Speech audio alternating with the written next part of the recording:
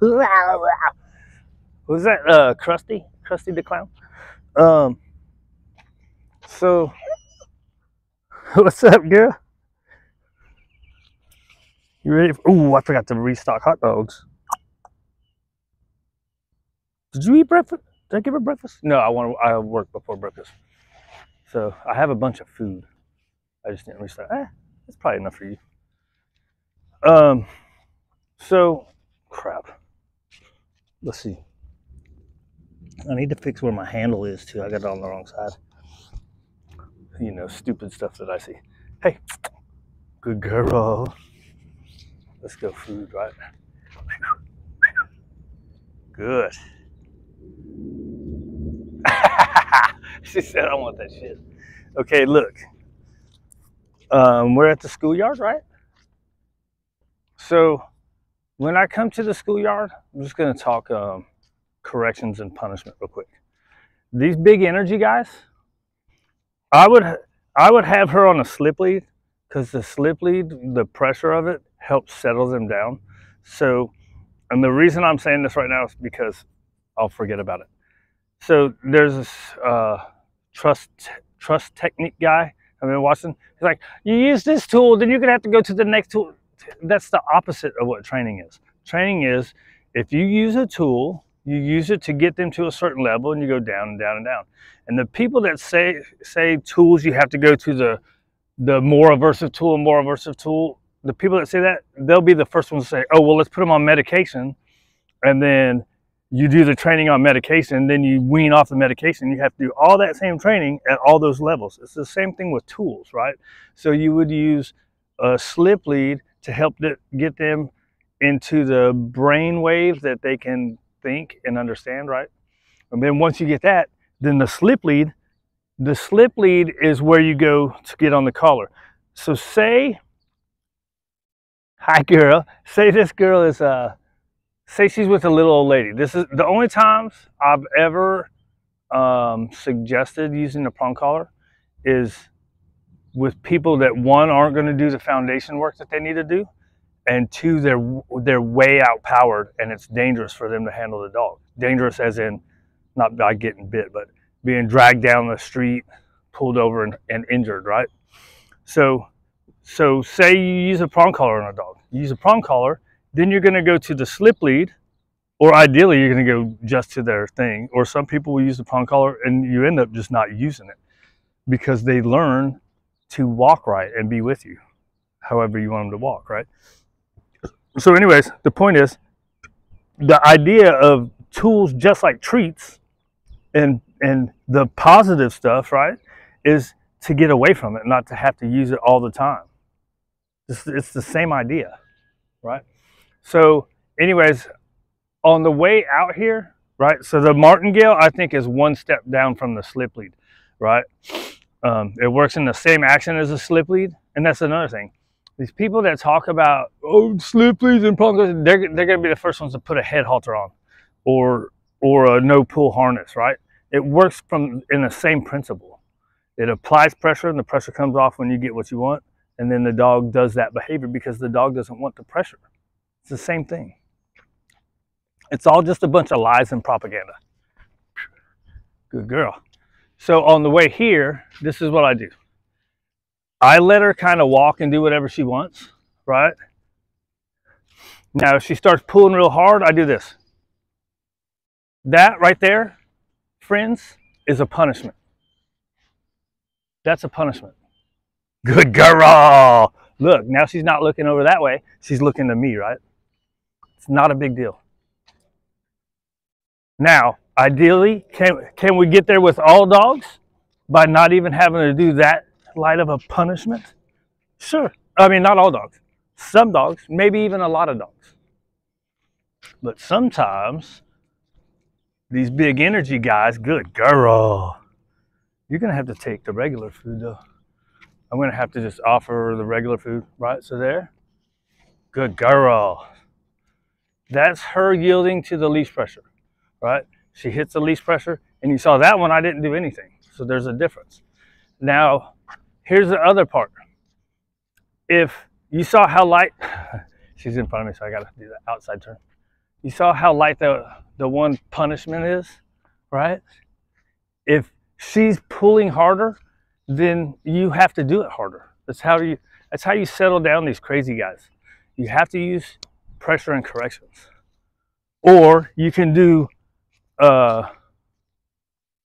order to do it faster, right? Or you can redirect and reward for 6 months before you get there. It doesn't take that long. Yes, it does. Or it takes a shit ton of food, right? Which is okay. If that's the way you want to do it, that's okay. But these people telling you that punishment and corrections are going to ruin your dog, they're stupid. They're taking one, you see that? That's her correcting herself. Good girl, right? You turn, she hits the leash pressure, no big deal. You can reward her right there. Good job. Very nice. Now I can cut her off. That slows her down, right?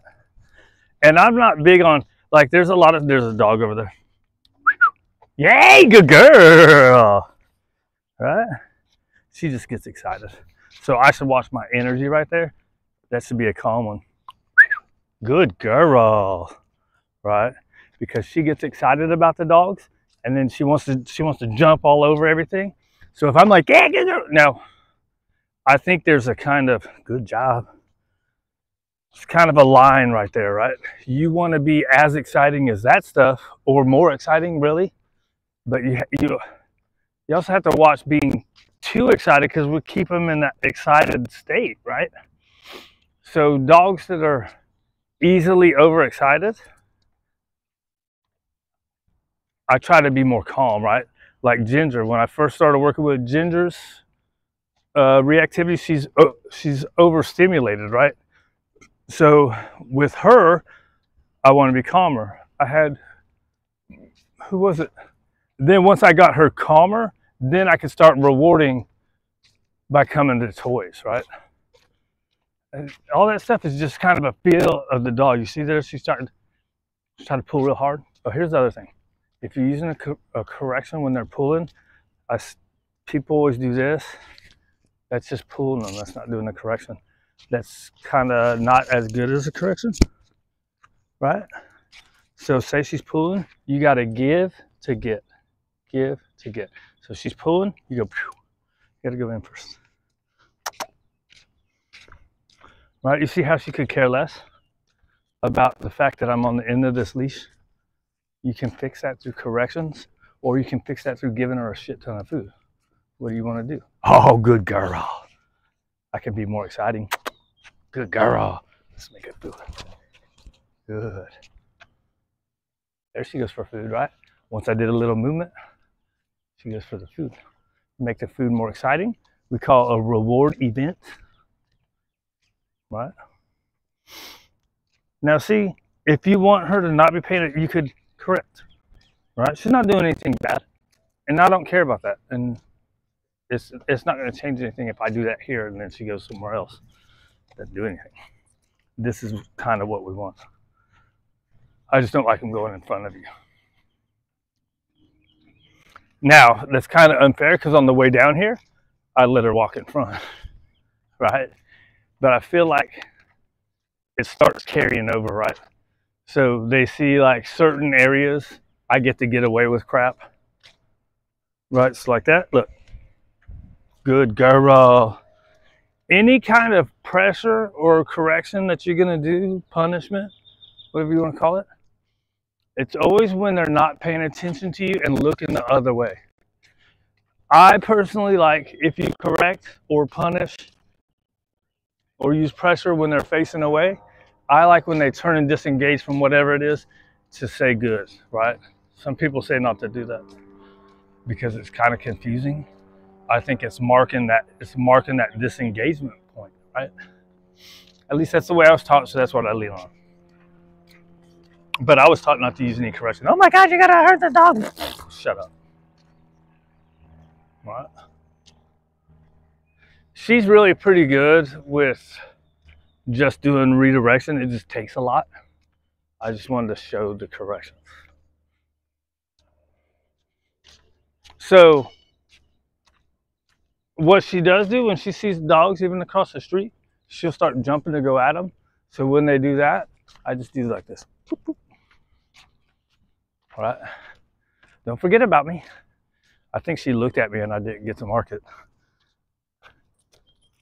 It's a good girl. Right? Shit ain't no big deal, dude. Everybody in this world nowadays makes such a big deal out of nothing. And they'll pull the research and studies without looking at who does the research or who does the studies. I saw this chick say that today. She did such a great job talking about this dog with the muzzle around the kids, and then she just had to get at the end and go, if you punish a dog, you're suppressing a behavior. Ooh. Yeah, well, you got to suppress it in those situations, and you got to fulfill it elsewhere. Right?